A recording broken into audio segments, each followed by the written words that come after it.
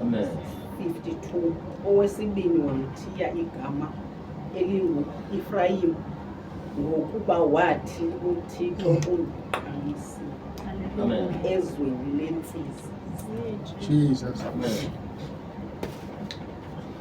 Xa bendifunda ke le ncwadi Jesus. ondifikileyo wabe ndifunde yona. Apha ke kuthethwa ngalo Yosefu. Yosefu nyana kaYakobi amakhe ngoRaheli. Jesus. Siyazi mos ukuthi uYosefu ibali lakhe kwaFaro akayanga kakuhle.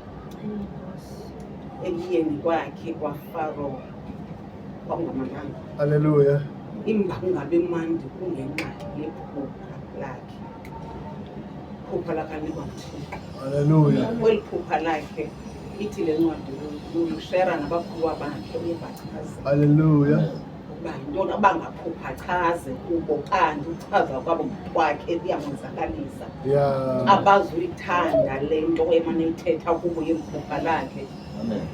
Ekubeni bezalwa kunye bamthiya abamthanda uthi naxa yobavelela bathi besize bathi nankuya namphuphi esize bamthi banapha emphuphi sengumphuphi Nkosi yam. akasenguYosefu sengumphuphi.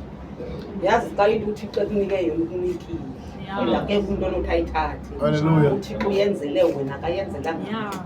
engayenzelanga mntana apha yenzela isiqu sakho leyo. Hallelujah.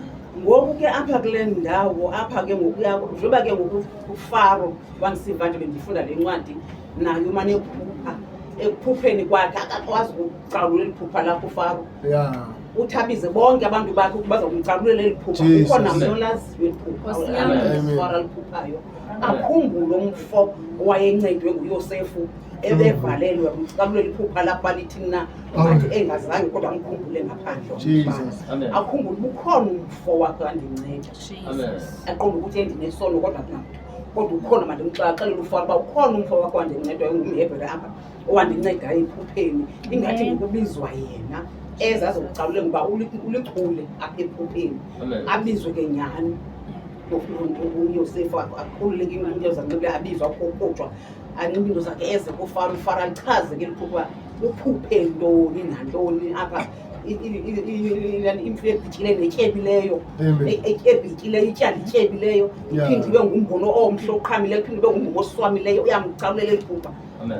Athi ke ngoku ndinikela kuwe singathi ngokwaziyo ukucalulula eliphupha. Athi hayi ndimi nguThixo ozandicalulela eliphupha. Amen. Mali thina nyhani ke alicalulule eliphupha uba iminyaka esixhenxe izaba yinyaka wendlala. Amen. Wesixhenxe inyaka ube unyaka wentlutha into ezinjalo Yeah. amxelele. Amen. Ekumxelele kwakhe avuye kuFaro yenzeka nyhani ke le ndiyawufika lo mhla. Hallelujah. Amen. Izaba khona ke nyhani indlala abeke ngoku seqokelele ke mos uYosefu zonke izinto ezenza uba